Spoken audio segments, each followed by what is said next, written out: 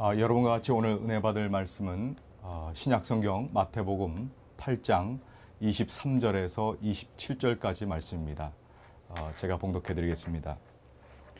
배에 오르심에 제자들이 따랐더니 바다에 큰 놀이 일어나 배가 물결에 덮이게 되었으되 예수께서는 주무시는지라. 그 제자들이 나와 깨우며 이르되 주여 구원하소서, 우리가 죽겠나이다.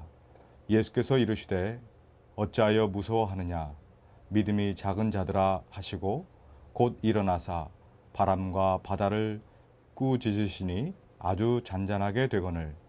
그 사람들이 놀랍게 여겨 이르되 이 이가 어떠한 사람이기에 바람과 바다도 순종하는가 하더라. 인생을 살면서 소통이라고 하는 것이 굉장히 중요한 것 같습니다. 이 커뮤니케이션이라고 하는 이 소통이 있어야 서로 오해하지 않고 또 이해할 수 있고 또 동감하게 되고 더 나아가 신뢰할 수 있게 되어지는 것이죠. 그렇게 또 신뢰하게 되면 마음의 평안이 있고요, 또 행복한 삶을 누릴 수 있다라고 생각합니다.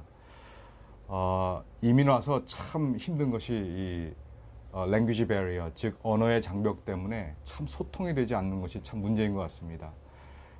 어떤 엄마가, 한국에 살던 엄마가 그 초등학생 아들하고 이민을 왔어요. 이제 미국 캘리포니아로 이제 이민을 왔는데, 이제 어느 날 이제 그 아이가 이제 학교를 잘 다니다가 학교 갔다 왔는데 어떤 카드를 가지고 온 거예요. 이렇게 보니까 벌스데이 파티 인비테이션 카드를 받아온 것입니다. 그래서 이 아들이 친구한테 이제 생일 파티에 이제 초청을 받게 되었죠. 그래서 이 엄마가 그 카드를 보는 순간 그 파티, 이 파티라고 하는 이 단어에 눈이 갑자기 커지면서 회심의 미소를 띠는 겁니다. 이 엄마가 한국에서 미국 영화를 참 많이 봤나 봐요. 그래서 이제 이 엄마가 생각하는데 이제 때가 왔구나. 그래서 이제 자기가 한국에서부터 준비해온 그 이브닝 드레스를 입으려고 이제 마음을 먹었습니다. 그래서 이제 생일 당일날 이제 저녁 이브닝 드레스를 아주 곱게 차려입고 이제 생일 파티에 갔습니다. 근데 가봤더니 이 다른 부모님들을 보니까 다른 엄마들은 그냥 편하게 반바지에 슬리퍼 차림으로 다 온 것입니다. 이 엄마를 보면서 많은 다른 사람들이 키득키득 막 웃는데, 그래도 이 호스티스가 이 차이니즈 아메리칸이에요. 그래서 자기도 이민자인데 생각하기를 이분이 한국에서 이제 온 지 얼마 안 되신 분이구나, 이렇게 생각을 하면서 그래도 이제 친절하게 이제 다가가 가지고 이제 얘기를 하는 겁니다. 말을 거는 것이죠. 한국이 많이 그리우시죠? 그래서 Do you miss Korea? 딱 이렇게 얘기를 하니까 이 엄마가 다른 건 다 안 들리고 이 미스 코리아라고 하는 단어가 이게 굉장히 크게 들리는 겁니다. 그래서 no 하면서 아니라고 그렇게 대답을 했다는 것이죠. 그러면서 이제 속으로는 아유 이쁜 건 알아가지고 뭐 이렇게 했다는 그런 얘기를 들은 적이 있습니다. 참 이 소통의 문제가 참 중요한 것 같습니다. 오늘 말씀을 듣는 가운데 혹시 하나님과 막혔던 장벽이 있다면, 또 오해하고 있는 부분이 있다면 이 시간 다시 한번 영적인 성령의 도움으로 그 장벽이 허물어지고 또 하나님과 더 깊은, 영적으로 깊은 소통이 이루어지기를 간절히 축복합니다. 예수님을 믿고 따랐던 사람들에게 오늘 24절에 보니까 큰 시련이 찾아왔습니다. 바다에 큰 놀이 일어나 배가 물결에 덮이게 되었으되, 똑같은 사건을 기록한 마가복음 4장 37절에 보면 큰 광풍이 일어나며 물결이 배에 부딪혀 들어와 배에 가득하게 되었더라. 좀 사태가 마태복음보다는 조금 더 심각하게 표현이 되고 있습니다. 성도 여러분, 예수님을 모시고 가는데 왜 광풍이 일어날까요? 저는 어릴 적에 이 본문을 묵상할 때 참 부담이 많이 되었습니다. 생각을 해보십시오. 지금 예수님과 함께 가고 있는데 풍랑을 만나게 된 것이죠. 그 배에 올라탄 사람들, 그들이 무슨 자기의 본인의 의지대로 배를 탄 것도 아니었습니다. 여러분 같은 장 18절의 말씀에 보니까 예수께서 무리가 자기를 애워싸는 것을 보시고 건너편으로 자기를 명하시니라 그랬습니다. 그러니까 예수님이 명령하셨기 때문에 사람들이 그 명령에 따라 순종함으로써 배를 탔다는 것이죠. 그래서 순수하게 예수님의 말씀에 순종하여 따랐던 그들이지만 그 순종한 것 때문에 큰 어려움에 지금 직면을 하고 있다는 것입니다. 그런데 가만히 생각해 보면 이런 일들이 꼭 이 본문 안에서만 일어나는 일은 아닌 것 같습니다. 예수님을 믿고 순종하면서 따라갔는데도 불구하고 이 광풍과 같은 아주 낭패를 경험할 수 있는 것이 우리 삶 가운데 종종 경험되어지는 것이 바로 그러한 모습이 아닌가 생각을 해봅니다. 예수를 잘 믿는다고 여러분 가정에 뭐 문제가 없습니까? 어려움이 생기지 않습니까? 자녀가 속썩이지 않습니까? 때로는 상상할 수 없었던 어려움을 만나기도 하고요. 또 그 어려움이 너무 커서 너무 고통스러워서 어떨 때는 하염없이 눈물도 나고 불면의 밤을 보내는 그런 적도 있을 것입니다. 하나님 말씀에 순종한다고 세상 방법 쓰지 않고 내가 믿음 안에서 정직하게 어떨 때는 좀 세상적인 방법을 동원해 보고 싶고 좀 뇌물을 좀 쓰면은 금방 해결될 일을 가지고 고지식하다는 소리를 들어가면서 나름대로 유혹을 뿌리치고 정도를 걷겠다고 하다가 오히려 큰 낭패를 당하는 경우가 있더라는 것입니다. 이렇게 주님의 명령에 순종하고 또 주님이 같이 타고 계심에도 불구하고 광풍이 찾아오는 것은 참 이해가 되지 않는 것도 참 이해가 되지 않는 것이지만 더 이해가 되지 않는 것은 지금 모두 다 이 배가 이제 풍랑이 오니까 침몰 직전입니다. 그래서 이제 많은 사람들이 죽을 고생하면서 이 광풍과 사투를 벌이고 있는데 그 사투를 벌이는 그 와중에도 우리 주님은 편안하게 누워 계시고 주무시고 계시다는 것입니다. 여러분 이 예수님이 주무시고 있는 이 모습이 이해가 가십니까? 한번 24절 다시 한번 읽어드립니다. 바다에 큰 놀이 일어나 배가 물결에 덮이게 되었으되 예수께서는 주무시는지라. 여러분 이 장면이 한번 머리에 상상이 되십니까? 근데 사실 이것도 우리 신앙생활에도 그대로 경험되어지는 일이 아닌가 생각해 봅니다. 하나님의 자녀라고 하는 내가 그래도 말씀대로 순종하면서 살다가 지금 광풍을 만나서 이제 죽을 지경에 처하게 되었죠. 그때 어떻게 합니까? 하나님 앞에 부르짖습니다. 어떻게든지 이 광풍을 좀 극복해내려고 열심히 부르짖고 매달려 기도합니다. 특별 기도를 하고 새벽 제단을 쌓고 또 금요 철야를 참여하고 이렇게 나와서 날마다 부르짖는데 도대체 하나님은 꼭 주무시는 것 같이 느껴질 때가 있다는 것이죠. 그래서 내 문제에 도대체 관심이 없으신 것처럼 내 어려움을 관심이 없으신 것처럼 그렇게 느껴질 때가 있다는 것입니다. 여러분 이 사건의 결과는 여러분들 잘 아시는 대로 제자들이 그 광풍을 헤쳐나가려고 갖은 애를 다 쓰다가 이제 결국은 두 손 두 발 다 들고 이제 예수님께 주무시는 예수님한테 가서 흔들어 깨우게 되죠.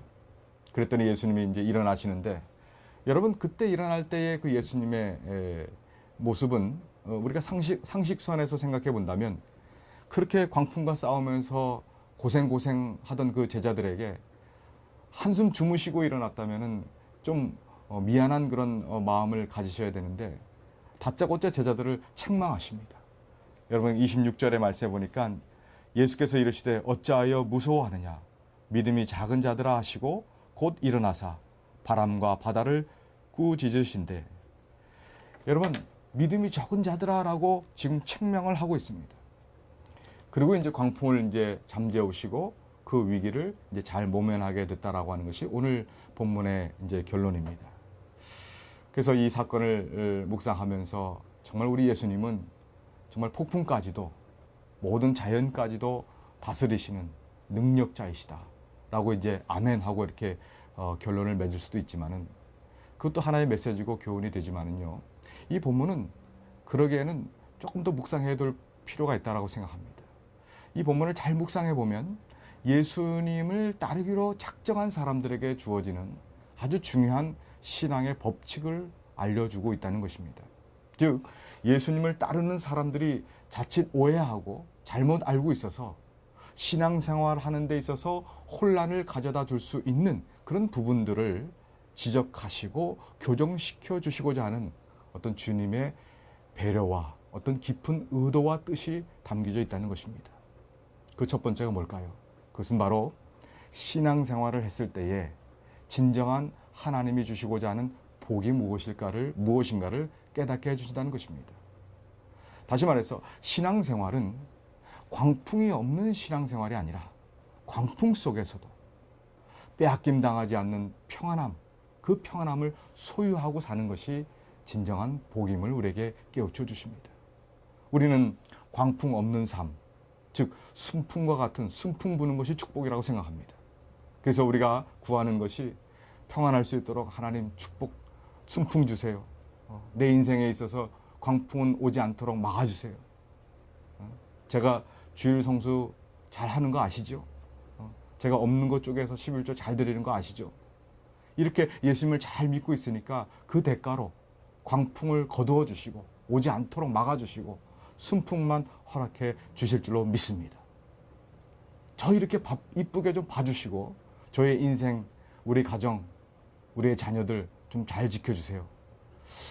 여러분, 마치 하나님을 어떤 바디가드처럼 우리가 좀 잘 상납해드리면 우리의 인생의 뒤를 봐주는 어떤 조직 패거리 같은 그런 하나님으로 믿고 있다면, 여러분, 이런 하나님은 지금 우리가 믿는 하나님은 이런 하나님은 아니지 않습니까? 사실 우리의 이런 연약한 마음을 교묘하게 이용하는 게 바로 저급한 종교의 패턴이라는 거 우리가 잘 알지 않습니까?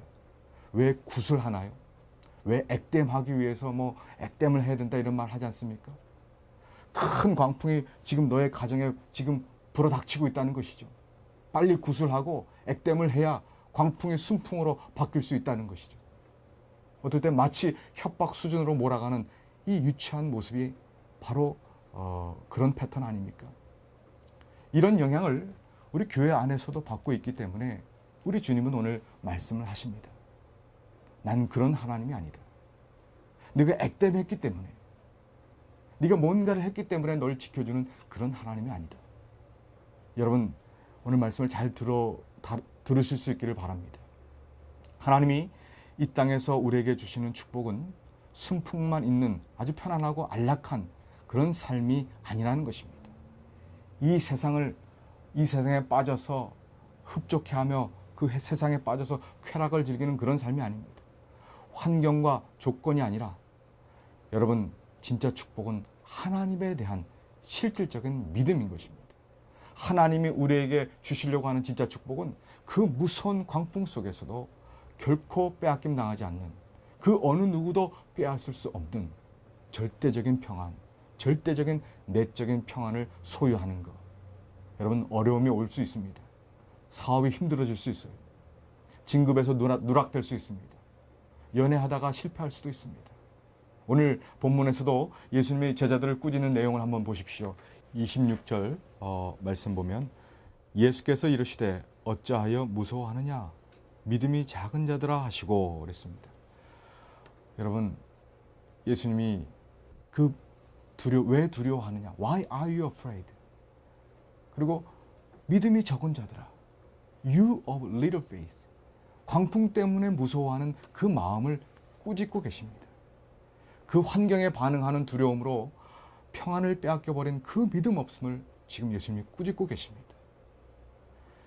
그리고 이해가 되지 않았던 또 하나가 있었습니다. 예수님 말씀에 순종하여 배를 탔다가 죽을 고생을 하고 있는데 예수님은 편안하게 누워 주무시고 계신다는 것입니다. 그 상황 속에서 과연 잠이 오실까? 제자들 입장에서 보면 좀 서운했을 것 같아요. 서운하고 또 야속한 마음마저 들었을지 모르겠습니다. 예수님의 폭풍 속에서의 이 주무심.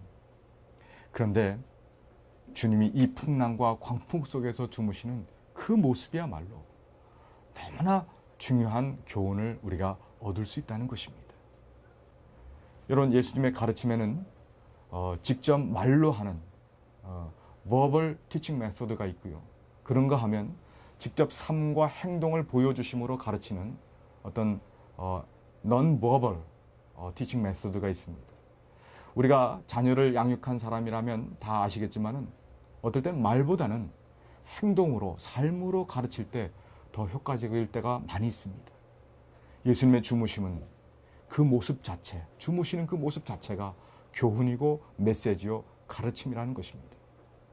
우리 생각에는 꼭 죽을 것만 같고 인생이 끝장나는 것 같은 그런 위기 속에서도 한 채의 동요됨이 없이 그 무엇에게도 어떤 환경 속에서도 빼앗김 당하지 않는, 우겨쌈을 당하지 않는 그 예수님의 평안과 안정의 모습을 우리 예수님은 그대로 지금 보여주고 계시는 것입니다. 만약 광풍이 일 때에 예수님 먼저 막 동요되고 흔들리셨다고 생각을 해보십시오. 예수님이 먼저 더 안절부절하시고, 야 너희들 도대체 뭐 하는 거야? 노를 어떻게 젓는 거야? 너희들 지금 어부 맞아? 물 안 퍼내고 너 뭐하니? 그렇다면은 여러분 우리가 얼마나 불안했겠습니까? 편안하게 주무시고 있는 모습, 그 모습이 바로 메시지요, 교훈이라고 하는 것입니다. 그 뜻과 의미를 깨달을 때 정말 그것이 예수님의 모습이라고, 예수님의 진 모습이라고 우리가 생각한다면 여러분 우리에게 마음에 이런 소원이 생기지 않습니까? 주님, 저도 예수님처럼 무서운 폭풍 속에서도 절대로 빼앗김 당하지 아니하는 강한 내적인 평안이, 절대적인 평안이 내 마음속에도 한번 있었으면 좋겠습니다.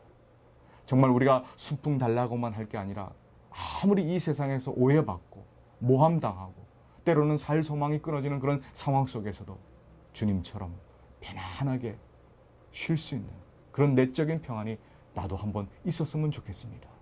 하나님, 그 절대 평안, 그 능력, 그 주무시는 능력 나도 하나님으로부터 전수받게 해 주십시오.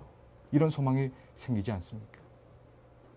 그저 기복신앙 비슷하게 그저 주일 성수하고 헌금 잘 내면 그 대가로 순풍 허락하는, 그렇게 사는 것이 신앙생활인 줄 알고 지금까지 달려오다 보니까 광풍 속에서도 주무실 수 있는 그 예수님의 그 능력과 평안함을 전수받지 우리가 못했다면은 이 예수님의 그 평안의 능력이 여러분 가운데 임하게 됨으로써 여러분들의 영혼이 강해지는 그런 역사가 있기를 주님의 이름으로 축복합니다. 그러면 이 주님의 절대 평안이 어떻게 전수가 될 수 있을까요? 그것은 절대 평안이라고 하는 것은 하나님, 예수님이 나와 함께하는 인생은 절대로 죽지 않고 망하지 않는다라고 하는 그런 믿음이 있을 때 가능할 것입니다. 여러분 25절 말씀에 보니까 그 제자들이 나와 깨우며 이르되 주여 구원하소서 우리가 죽겠나이다. 여러분 제자들이 자기 나름대로 애를 쓰고 노력하고 이 방법 저 방법으로 안 되니까 포기하면서 이제 우리는 곧 죽게 될 것이다 라고 이렇게 얘기를 했습니다. 여러분 오늘 이 땅을 살아가는 우리들이 정말 이민자로 살아가는 것이 참 힘든 삶을 살고 있습니다. 특히 경제적으로 참 힘들 때가 많아요. 그래서 많은 사람들이 피곤하고 지쳐있고 때로는 정말 힘들어서 하나님 앞에 기도하지만 어떨 때는 정말 주무시는 것처럼 아무런 응답도 없으신 것 같아요. 그래서 안절부절하다가 이러다 나 죽을 것 같아 라고 말할지도 모르겠습니다. 그러나 우리는 쉽게 죽지 않습니다. 왜 그렇습니까? 생명의 주관자는 하나님이십니다. 생명, 그 생명 말 그대로 생명은 살아있으라고 하는 하나님의 명령이 있기 때문에 내가 살아있는 것입니다. 내가 지금 살아있다는 것은 하나님이 살게 하시기 때문이라는 거예요. 지금 예수님이 배에 함께 타고 있습니다. 그 예수님이 누굽니까? 성육신하신 하나님의 아들이십니다. 그분은 불가능을 가능케 하시는 그런 분입니다. 나병 환자를 치유하시고 또 눈먼 자를 일으키시고 눈먼 자를 뜨게 하시고 안전뱅이를 일으켜 세우시는 그분이 바로 우리 하나님이십니다. 심지어 죽은 자도 일으켜 살게 하시는 분. 나의 어떤 환경도 괴로움도 선하게 바꾸어 주실 수 있는 능력의 하나님, 그 하나님의 아들이 바로 우리 예수님이십니다. 바로 그분이 나의 인생의 배에 지금 타고 계십니다. 살고 죽는 것은 환경 때문이 아니라 하나님의 뜻에 달려있는 것입니다. 환경과 상황을 하나님이 주관하고 계시는 그 생명에 대입시키지 말라는 것입니다.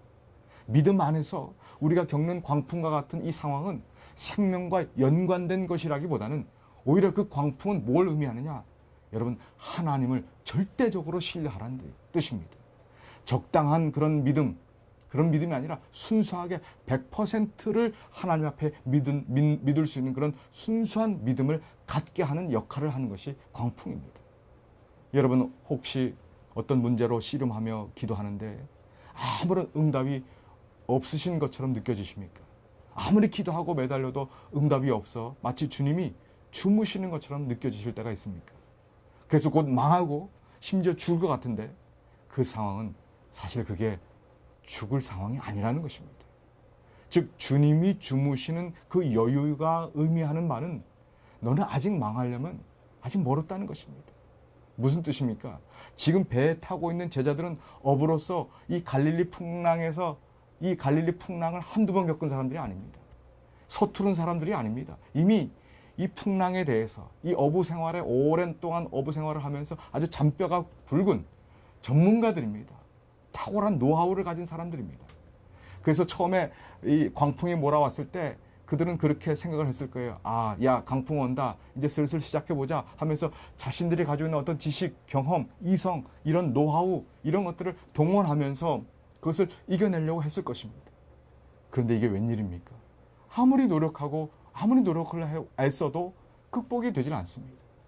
그렇게 내가 가지고 있는 모든 것을 다 쏟아도 해결할 수 없는 가장 밑바닥에 직면할 때까지 주님이 기다리고 계시는 그 기다리심이 바로 주무심입니다.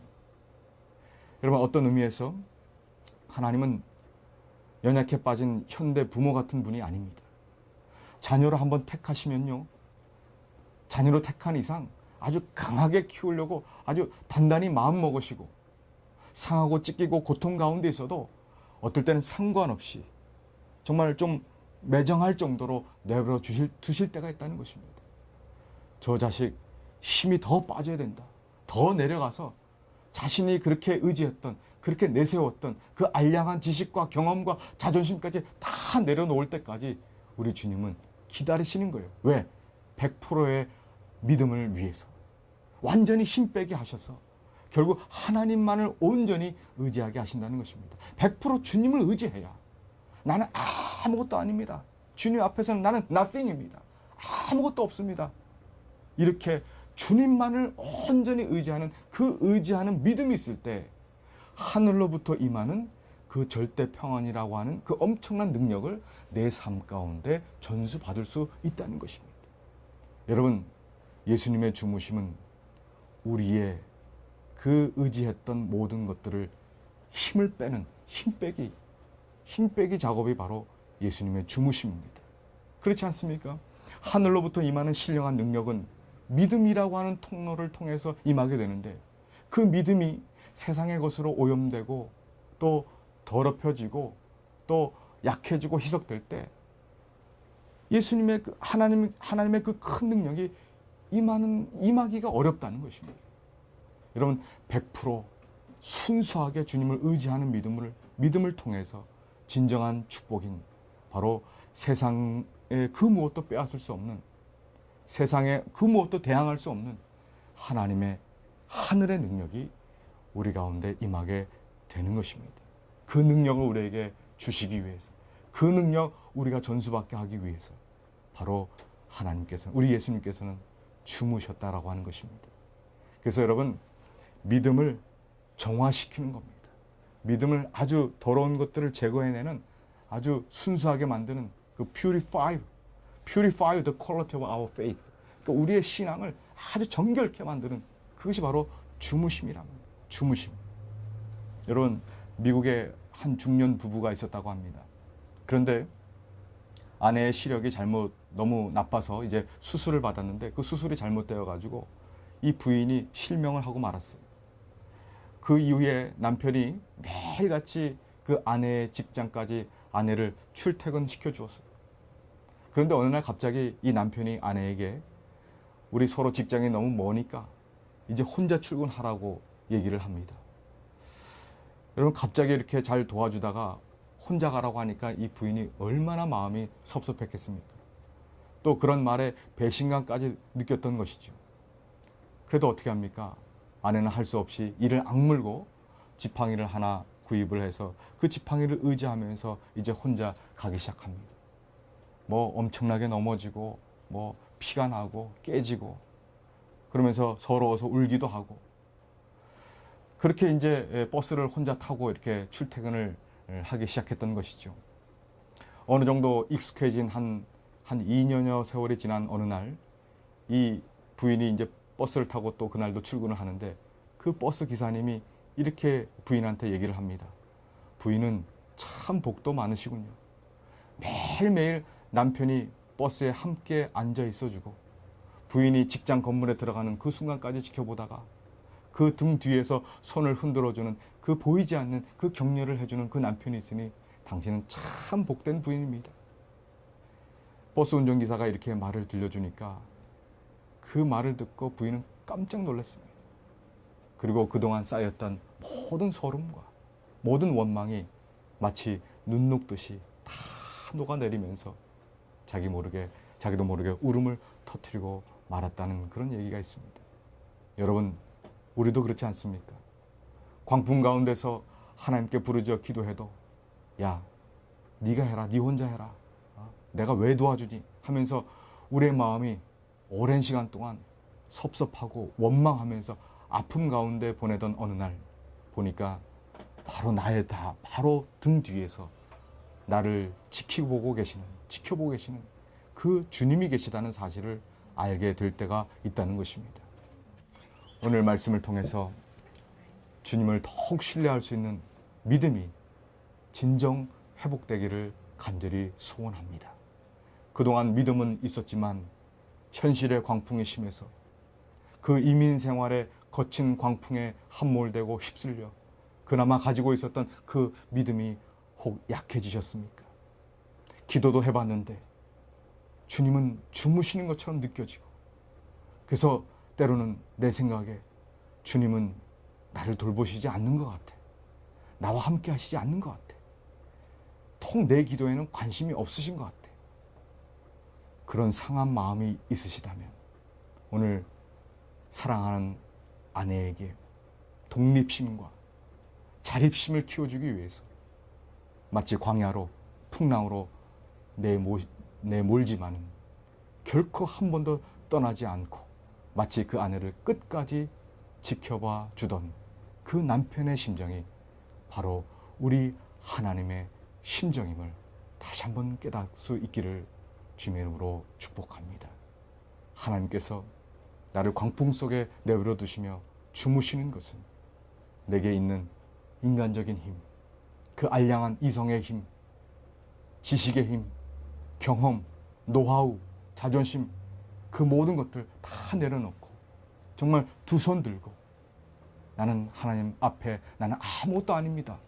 100% 주님만 의지하기를 원합니다. 이렇게 순수한 믿음을 가지고 주님께 나가면 우리 하나님께서는 어떤 환경과 어떤 상황 속에서도 어떤 폭풍 속에서도 결코 빼앗김 당하지 않으시는 정말 이 세상에서 온 것이 아니라 정말 하늘로부터 온 그 내적인 평강, 절대적인 평안의 능력을 전수받을 수 있다는 그런 의미라고 하는 것입니다.